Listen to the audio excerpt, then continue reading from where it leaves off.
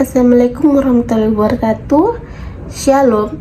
Salam sejahtera bagi kita semua. Om Swastiastu, Namo Buddhaya, salam kebajikan. Perkenalkan, nama saya Yoris Alfriani, NIM B1B1233032, Program Studi Administrasi Rumah Sakit, kelas B, angkatan 2023. Baik, di sini saya akan mempresentasikan hasil review dasar-dasar komunikasi. Apa sih pengertian komunikasi kesehatan? Komunikasi kesehatan bertujuan menghasilkan suatu perubahan perilaku yang lebih baik dari masyarakat dalam hal kesehatan. Komunikasi kesehatan berkembang dengan pesat di era tahun 1980-an. Seiring dengan banyaknya penelitian dan publikasi tentang komunikasi kesehatan untuk menjawab tantangan dan mempromosikan kesehatan pada masyarakat. Materi yang pertama itu introduction komunikasi kesehatan yang masuk dalam living komunikasi kesehatan. Ada 3. Yang pertama, individual. Individual adalah target paling mendasar untuk perubahan terkait kesehatan karena perilaku individual lah yang mempengaruhi status kesehatan. Yang kedua itu lingkungan sekitar atau keluarga. Relasi individu atau kelompok berdampak signifikan pada kesehatan individu. Program komunikasi kesehatan berfungsi membangun informasi yang dapat diterima kelompok. Yang ketiga itu masyarakat. Kesadaran kolektif masyarakat dapat dipupuk dengan menciptakan struktur dan kebijakan yang mendukung gaya hidup sehat dan dengan mengurangi atau menghilangkan bahaya lingkungan fisik dan sosial, misalnya tempat kerja, sekolah, dan lembaga pemerintah. Adapun tujuan komunikasi kesehatan ada 2. Tujuan utama perubahan perilaku kesehatan pada sasaran ke arah yang lebih kondusif sehingga dimungkinkan terjadinya peningkatan status kesehatan sebagai dampak dari komunikasi kesehatan. Tujuan strategis relay information ada 4. Yang pertama itu decision making, yang kedua itu promote healthy behavior, yang ketiga itu promote self care, yang keempat itu manager demand for healthy behavior. Adapun manfaat komunikasi kesehatan ada 7. Yang pertama, memahami interaksi antara kesehatan dengan perilaku individu. Yang kedua, meningkatkan kesadaran tentang individu tentang isu kesehatan. Yang ketiga itu melakukan strategi intervensi pada tingkat komunitas. Yang keempat itu menghadapi disparitas pemeliharaan kesehatan antara etnis dan ras. Yang kelima itu menggambarkan berbagai jenis keterampilan untuk memelihara kesehatan, pencegahan, advokasi, atau sistem layanan kesehatan kepada masyarakat. Yang keenam itu menjawab permintaan terhadap Yankes atau mengetahui dan melakukan analisis kebutuhan. Yang ketiga itu memperkuat infrastruktur kesehatan, keterampilan petugas medis untuk membangun kementerian dan sebagainya. Kita lanjut ke materi yang kedua, perubahan perilaku kesehatan. Ada sisi positif, ada sisi negatif. Saya di sini membahas sisi positifnya.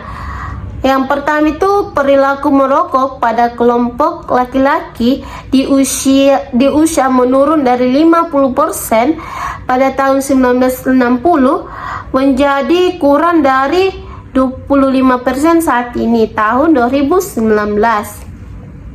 Yang kedua itu penggunaan sabuk pengaman di usia meningkat dari 25% pada tahun 1970 menjadi 80% saat ini 2019. Yang ketiga itu pelaksanaan tes mamografi yang meningkat menjadi 50% selama tahun 1990, berdampak pada penurunan angka kematian akibat kanker payudara. Sisi negatifnya itu ada dua. Yang pertama, selama 3 dekade terakhir, warga Amerika mengalami peningkatan asupan kalori dan mengalami penurunan intensitas olahraga yang menyebabkan peningkatan angka obesitas menjadi sepertiga orang dewasa. Yang kedua itu antara tahun 1960-an sampai tahun 1990-an, kaum remaja dan dewasa perempuan mengalami peningkatan perilaku merokok yang dapat berdampak pada janin ketika hamil. Upaya perilaku kesehatan ada 3. Yang pertama itu level mikro atau faktor hilir. Faktor secara langsung berpengaruh pada individu dan berpotensi dapat diubah oleh intervensi individu, misalnya kecanduan nikotin. Yang kedua itu faktor arus utama, hasil interaksi hubungan individu dengan kelompok yang lebih besar, misalnya pengaruh teman sebaya untuk merokok dan besaran pajak utama untuk rokok. Yang ketiga itu level mikro atau hulu, berakar pada struktur sosial dan kebijakan seperti program yang disponsori pemerintah yang mendorong produksi rokok, misalnya pajak ringan. Teori 3 tingkat ada 3. Yang pertama interpersonal, berfokus pada karakteristik individu termasuk pengetahuan, sikap, keyakinan, motivasi, konsep diri, pengalaman masa lalu, dan keterampilan. Yang kedua itu interpersonal, berfokus pada hubungan antara orang-orang, mengakui bahwa orang lain mempengaruhi perilaku dengan berbagai pemikiran, sasaran, perasaan, dukungan emosional, dan bantuan lainnya. Yang ketiga itu populasi dan komunitas, berfokus pada faktor-faktor dalam struktur sosial seperti norma, peraturan, kebijakan, dan hukum. Adapun definisi dan tujuan ada 2, Prechat dan Project. Yang pertama itu Prechat, alat untuk merancang suatu kegiatan perencanaan kesehatan atau mengembangkan suatu model pendekatan yang dapat digunakan untuk membuat perencanaan kesehatan. Yang kedua itu digunakan pada fase diagnosis masalah, penempatan prioritas masalah, dan tujuan program. Yang kedua itu project, yang ada 2. Yang pertama itu policy, rule, regulatory, and organization, construct in an educational and environment development. Yang kedua itu digunakan untuk menetapkan pelaksanaan, sasaran, dan kriteria kebijakan serta implementasi dan evaluasi. Model Prechat dan Project ada 5. Yang pertama itu dalam penerapan seiring digunakan bersamaan.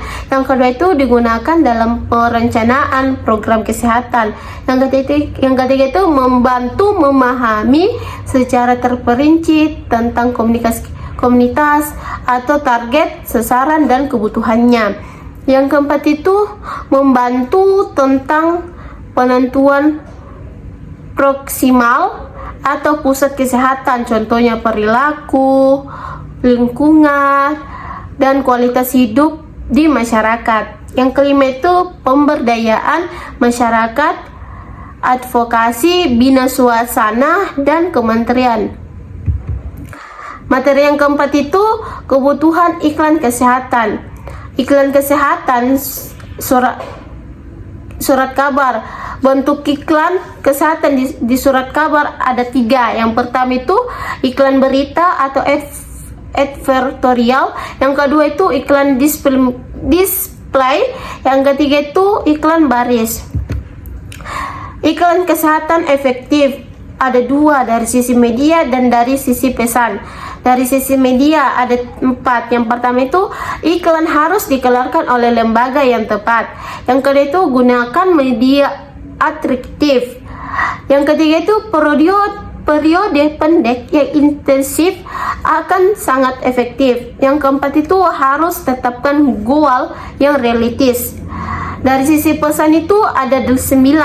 Yang pertama itu pesan harus fokus sesuai dengan isi pesan dan target sasaran. Yang kedua itu pesan harus terpercaya. Yang ketiga itu pesan sebaiknya personal. Yang keempat itu pesan yang menakutkan, kadang-kadang yang efektif. Yang kelima itu berikan sosial. Yang keenam itu terdapat unsur drama. Yang ketujuh itu tunjukkan efek yang terlihat jelas. Yang kedelapan itu jika diperlukan tampilkan unsur kontroversial. Yang kesembilan itu model iklan atau presenter yang tepat. Dari materi yang saya sampaikan, adapun kesimpulannya itu komunikasi kesehatan adalah bahwa melalui penyampaian informasi yang efektif, individu dan masyarakat dapat lebih memahami isu-isu kesehatan, mengadopsi perilaku sehat, dan membuat keputusan yang lebih baik untuk meningkatkan kesejahteraan. Sekian materi dari saya. Bila ada salah kata mohon dimaafkan. Wassalamualaikum warahmatullahi wabarakatuh.